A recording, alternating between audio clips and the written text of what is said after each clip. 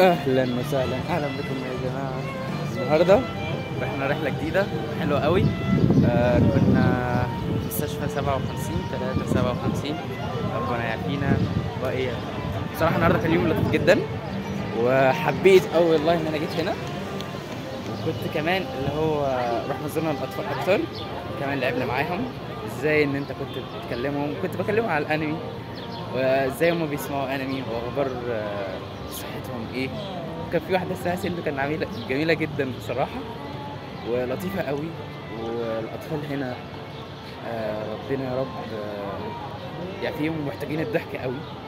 واكتر حاجه هم محتاجينها هنا انك تبسطهم مهما كانت ايه هي، او اي حاجه هم تفرحهم باي حاجه انت عايزها. بس فدي كل الفكره، وحبيت اشارككم معايا في يوم النهارده. ومتشكر جدا والله على الاستضافه ديت من الباشمهندسين بتوع عماره. ومبسوط جدا ان انا جيت. وانا والله كنت قاعد النهارده، كنت جاي بدري في الصبح نعسان قوي، واللي هو مش عاوز اروح الكليه، وكانت الاولى دي عندي يعتبر فاضيه تمام. فاللي هو انا جاي كده، كنت جاي عشان واحد صاحبي البوكس كده، هي تدابير من عند ربنا والله سبحانه وتعالى، فالحمد لله يعني. فانا جاي الاولى، انا كان عندي الثالثه، انا كان عندي يعتبر الساعه 2:30 اللي هو الماده السكشن بتاع النهارده. والله انا كنت قاعد كده في امان الله، فصاحبي قال لي تعالى يا ابني ازاي ومش ازاي، قال لي تعالى ومالكش دعوه. فهي كلها تدابير والله. وجينا المستشفى الجميله ديت وده المنظر يعتبر جامد. فدخلنا بقى الاطفال، وكان يعني النهارده يوم بصراحه شيق وممتع جدا. فالحمد لله رب العالمين ان ربنا قدرني وجيت ان انا حتى لو هساعد اي طفل باي حاجه كانت، حتى لو صغيره، فده كله بيكون ايه، حاجه كده لطيفه. وبس حبيت اشارك. بيس. ايه اخبارك في التجربه بتاع النهارده؟ والله صراحة النهارده مهم جدا والله. اصل النهارده والله المفروض تتكلم كده. لا بجد النهارده حاجه كده لطيفه قوي بصراحه. علمت حد يعرف يقف، علمت حد يعرف يقعد. وانا علمتهم كان ازاي بيسمعوا انمي. والله يعني ازاي انا كنت بقول لهم مثلا اللي هو ايه، انت كنت بتسمع انمي ايه، ولا كنت بتسمع دراجون بول، توم وجيري، ايه رايك في توم وجيري؟ كنت بتسمعوا مش عارف توم وجيري. كنت بوريهم الضحكه بتاع توم. والله صراحة انت عملت شغل احسن من اللي انا عملته. لا هو عملت احسن. اللي احنا بنعمله ايه، بنعمله الدرجات، بس انت عملته ايه؟ انا كنت برضه ايه، صراحة الايام بتاعت العيال دي والساعات بتاعتهم اهم من ساعاتهم اللي انا طبعا. فاليوم بيعدي، فانت هنا لما تيجي هنا بتعرف ازاي اهميه اليوم اول ما بيعدي. كل دقيقه مهمه في حياتك فانت لازم تستغلها. في ناس هنا بتقول الحمد لله انا عشت يوم. الحمد لله. الحمد لله على اللي احنا فيه. لو بتيجي في حاجات زي كده لازم ابتسامه، لازم ابتسامه حلوه بالظبط. والليك مهمه ان انت تخلي بالك من العيال. ابتسامه وحاول تدي الابتسامه دي للعيال. اكيد.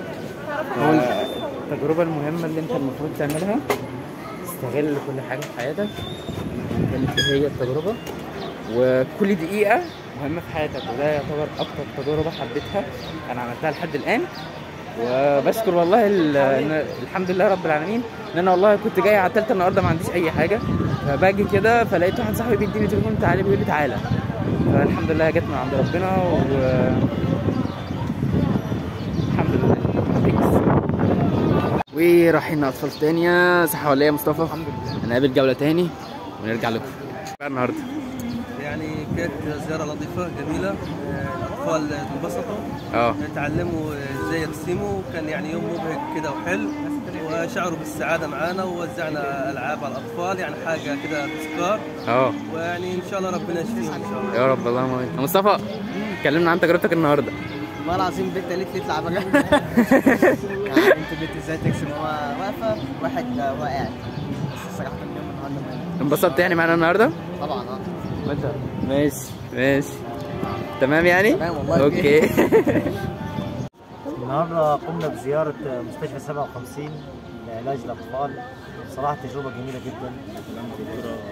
رسموا الاطفال ولونوا ورسمنا البهجه على وجوههم، يعني الحمد لله رب العالمين. كانت تجربتك مع الاطفال حاجه كويسه؟ طبعا حاجه كويسه، ويعني بالنسبه لي حسسني بنعم الله سبحانه وتعالى.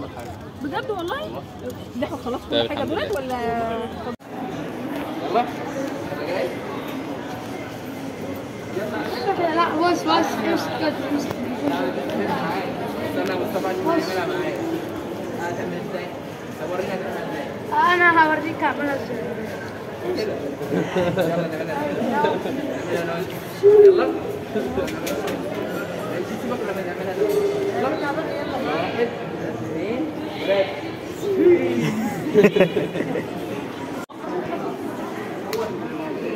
وقول لنا تجربتك النهارده كانت صاحبي ازاي؟ كان يوم لذيذ وربنا يجعله في ميزان حسناتنا جميعا. بصراحه عملت ايه؟ قعدت مع اطفال؟ اكيد طبعا.